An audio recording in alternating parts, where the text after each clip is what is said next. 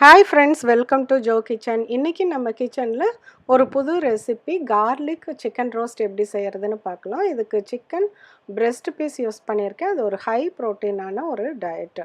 இது 300 கிராம்ஸ் சிக்கனில் வந்து 93 கிராம்ஸ் ப்ரோட்டீன் இருக்குது. இதோட டோட்டல் கேலரிஸ் 780. நெட் கார்ப் வந்து 1.4 கிராம்ஸ், ஃபேட்டு 41.5 கிராம்ஸ் இருக்குது. இதை வந்து ஒரு பேசிக் ஒரு பேஸ்ட் மசாலா பேஸ்ட் வந்து ஃபஸ்ட்டு ரெடி பண்ணணும். அதுக்கு ஒரு கப்பில் ஒரு 2 டேபிள் ஸ்பூன் தயிர் எடுத்துகிட்டு, அப்புறம் மஞ்சத்தூள், மிளகாத்தூள், அப்புறமேலு கொஞ்சம் கரம் மசாலா, அப்புறமேலு நல்லா மின்ஸ்டு கார்லிக் பொடி பொடியாக கட் பண்ண கார்லிக்கு ஒரு டேபிள் ஸ்பூன் அளவுக்கு எடுத்துகிட்டு தேவையான அளவு உப்பு சேர்த்துக்கணும். இதை நல்லா வந்து மிக்ஸ் பண்ணணும். நல்லா மிக்ஸ் பண்ணி ஒரு பேஸ்ட் மாதிரி ரெடி பண்ணி வச்சுக்கணும். அதுக்கப்புறமேலு நம்ம ஒரு 300 கிராம்ஸ் வந்து சிக்கன் வந்து நம்ம எடுத்துக்க போகிறோம். இந்த சிக்கன் வந்து நீங்கள் பிரெஸ்ட் பீஸ் யூஸ் பண்ணியிருக்கேன், வேறு ஏதாச்சும் நீங்கள் வந்து யூஸ் பண்ணிக்கலாம், போன் இருக்கிறதும் யூஸ் பண்ணிக்கலாம். அது வந்து இந்த மாதிரி ஒரு சின்ன சின்ன கட் இருக்க மாதிரி கட் பண்ணி போட்டு கொஞ்சம் உப்பு போட்டு ஒரு 10 மினிட்ஸு ஊற வச்சுருங்க. அதுக்கப்புறம் ஒரு பேனில் 2 டேபிள் ஸ்பூன் கோகோனட் ஆயில் போட்டு அந்த நம்ம கீரி வச்சுருக்கோம்ல, அந்த மாதிரி இருக்கிற அந்த சிக்கன் வந்து எடுத்து அப்படியே வந்து போடணும். வேறு ஒன்றுமே பண்ண வேண்டாம். லைட்டாக உப்பு மட்டும் போட்டிருக்கோம் அதில். ஸோ அதை அப்படியே போட்டு போட்ட உடனே அந்த ஹீட்டுக்கு வந்து இப்படி பாருங்கள், இந்த மாதிரி ஒயிட் கலரில் ஆயிரும். அதுக்கப்புறம் 2 பக்கமும் சும்மா இது வந்து ஒரு ஃபியூ செகண்ட்ஸ் அது மாதிரி இருந்தால் போதும். அதுக்கப்புறமேல நம்ம இப்போ ரெடி பண்ணி வச்சுருக்க அந்த மசாலா பேஸ்ட்டு, இது மெயினாக வந்து அந்த மின்ஸ்டு கார்லிக் இருக்குல்ல, அந்த பூண்டு வந்து ரொம்ப குட்டி குட்டியாக பொடி பொடியாக முடிஞ்ச வரைக்கும் பொடி பொடியாக அரிஞ்சு அந்த மாதிரி போடணும். ஆனால் கொஞ்சம் பெரிய பீஸாக இருந்தாலும் பரவாயில்ல. இப்போ வந்து அந்த பேஸ்ட்டை வந்து இந்த மேலே அந்த கட் பண்ணி வச்சுருக்க அந்த இது மேலேயே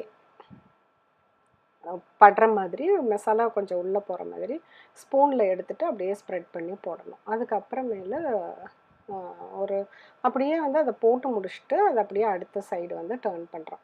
டர்ன் பண்ணிவிட்டு மறுபடியும் மீதி இருக்கிற அந்த மசாலா இப்போ ஒரு 300 கிராம்ஸுக்கு நான் இப்போ சொன்ன அளவுக்கு மசாலாவே போதும்.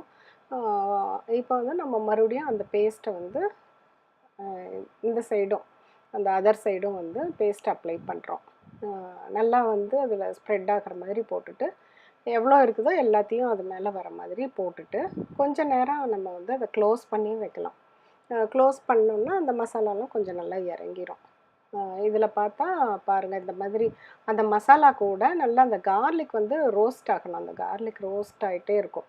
அப்போ அந்த ஆயிலோடு இருக்கிற கார்லிக்கை நம்ம அப்பப்போ திறந்துட்டு அந்த ஆயிலோடு இருக்கிறத மேலே எடுத்து போடலாம். ஒரு 1 ஆர் 2 டைம்ஸ் மட்டும் இந்த மாதிரி பண்ணால் போதும்.